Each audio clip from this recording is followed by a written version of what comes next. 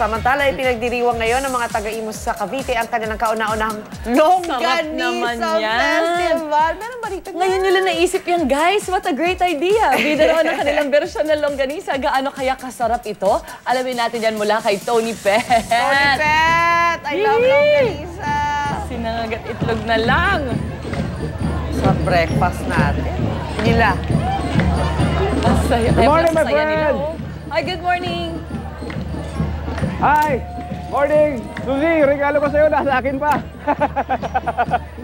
Okay, eto na, isang masaya at sigurado nakabubusog na umagang hatid natin mula rito sa Imus, Cavite. Dahil ang paborito niyong almusal ay narito na.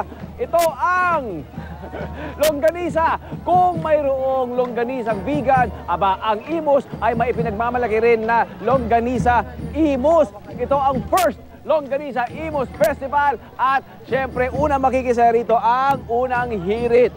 Matitikman natin mamaya ang lasa ng Longganisa Imus. At syempre, ito my friend Love, ano ba masasabi mo rito sa ating Longganisa Imus? Sarap.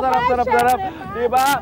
Sinabing longganisa, isa yan talaga sa paboritong ulam ng mga Pilipino, kaya hindi yan mawawala sa kanilang mga hapagkainan. Oo, balita ko, itong kanilang Longganisa Imus ay kakaiba. What makes it stand out? Abay, lasang adobo raw ano? Correct, tsaka amoy na amoy natin ang bawang ha. Naamoy-amoy ko yung bawang. So,